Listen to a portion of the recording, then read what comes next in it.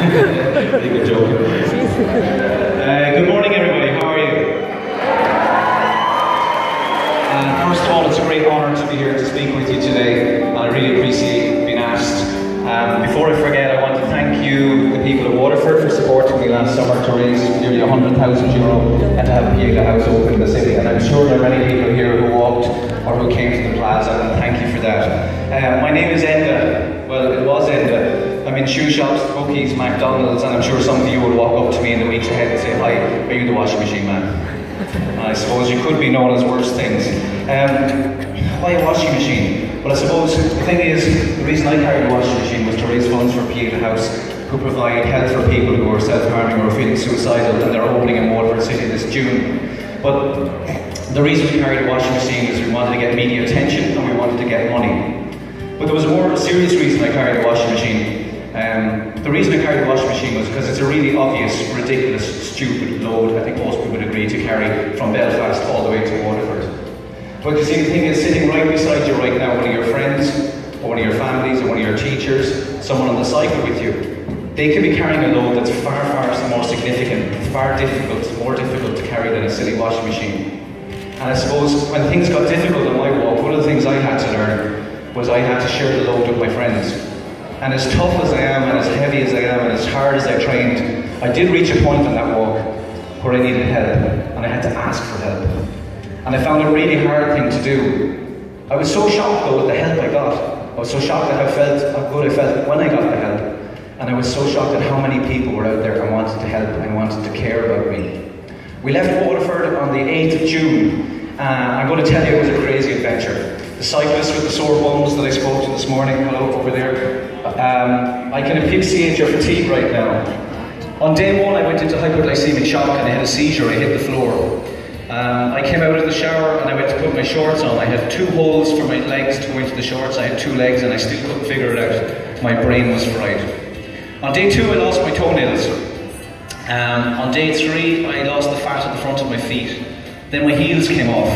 Then I broke both my feet, and then it got really hard. If you ever want to find proof that God has a sense of humour, this is it. I was in a shopping centre outside Dundalk. I was feeling really miserable. I pulled up to the shopping centre and it was called The Long Walk. Now we went into the long walk, and I'm ashamed of this, and teachers will never stand in this gym again, I'm certain, on a washing machine and tell you about the long walk. How can I put this? There's no nice way of saying it. I lost control of my bladder and my bowel in the shopping centre, in the delicatessen. But the good news was, like many of our lycra-clad warriors here today, everything was contained and we managed to recover the situation. Don't think Jim was expecting that this morning, were you, Jim? So the walk continued and we got closer and closer to Waterford, and I said I had to ask for help. My life story is this, that for most of my life I drank a huge amount of alcohol, and when I say a huge amount, I drank about 4 bottles of whiskey a week. I had about 10 or 15 pints, 2 or 3 bottles of wine, and I usually drank some cough syrup. I had no mental health issue in my mind because I was sedated. That was my medicine, I was fine. When I stopped drinking, my life fell apart. I didn't know how to dance at weddings sober. I didn't know how to smile and tell a joke. There's no way I'd have stood in a gym in front of 1,000 people and spoke without having a lot of drink. And when I stopped, I had a lot of difficulties. My difficulties stopped when I asked for help. When I admitted to my family and friends that I was going through a hard time and I needed help, my life improved dramatically. It's a hard thing to do. I remember the first time I stood a group of people, I stood in Waterford and said to people, I'm an alcoholic and I had sleep deprivation and anxiety problems. And people said to me, gee, Chris, we thought you were Superman. You're the strongest, toughest, funniest teacher we know. You just love your job. I walk into the study hall, 300 people sit like that. Oh my God, how could you feel like that? But you see, that's what the thing is. You don't know who's suffering and you don't know who needs help. We need to show kindness and we need to show intelligence. We need to watch out for people that need that help. I was unlucky to grow up an alcoholic with my genes. Very unlucky. I was really unlucky to grow up in Ireland. Because the baby's born, what do? Way, with the baby's head. Baby's first communion, put the kids in the tent in the garden, all the adults hit the kitchen. Confirmation, let's do it again. Baby's 18, you can legally drink. Baby's 21, let's have a party. Baby wins the county final, we'll drown our sorrows. Baby loses the county final, we'll have a few points. And I got trapped in that merry-go-round of more and more alcohol. Things that keep me happy now are families, friends, sleep, I exercise a lot because it makes me feel better. I talk about my problems, I don't bottle them up. There was a student in my class a couple of years ago, an amazing guy, and as I was writing on the board, I turned around and I noticed he was moving his lips. And I said to him, what are you doing?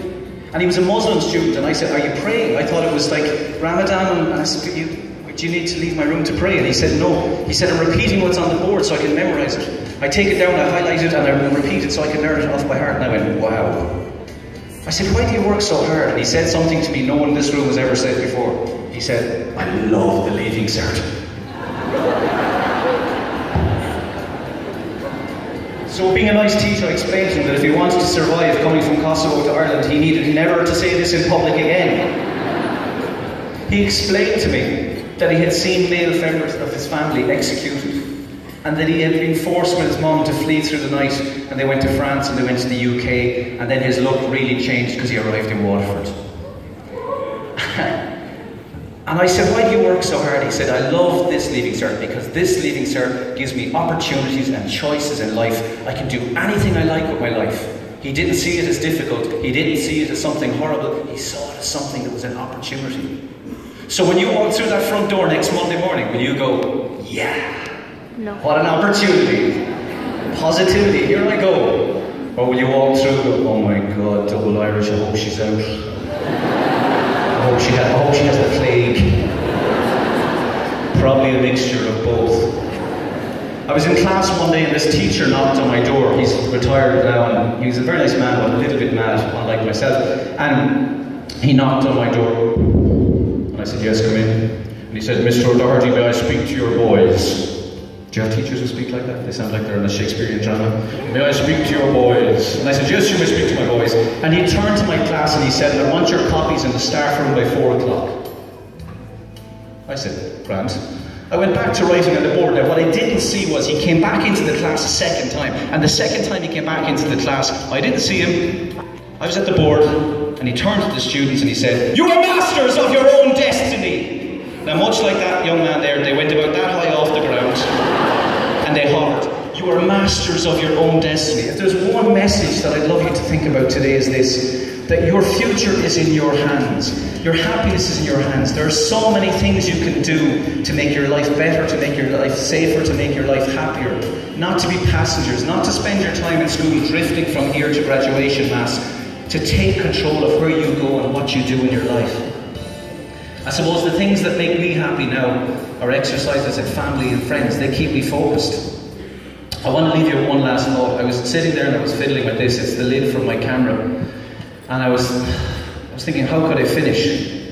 But two things. The first thing, I had a marker this morning and I wanted to write the number 10 in my hand because 10 people in Ireland per week lose their lives to suicide. And I'm not a genius, I'm not a mathematician, I'm not a statistician, I'm just a boring geography teacher. But I do know that's wrong, and I do know our politicians need to wake up and listen to that number.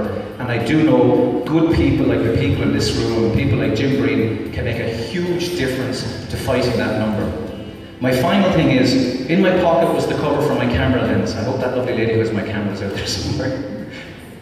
Most people ask me the common question about this washing machine. They say, Enda, sure, you took all the insides out of it. And I go, yeah, like I'm not completely stupid. And then they say, how heavy is the washing machine? And I say, well, the washing machine weighs about 45 kilos, and if you want to come up later and pick it up, you can, there's no problem. And most people who pick it up go, actually, that's not that bad at all. Just a man going around Waterford thinking he's some sort of hero. You know, this is a scam, sure, it's only a big box. See, the problem with that washing machine is if you put that in your bag for 10 hours and walk for 8 days, and come back and tell me it's not heavy, I think you'll probably change your mind. And there is no one in the room who would say that camera cap is heavy.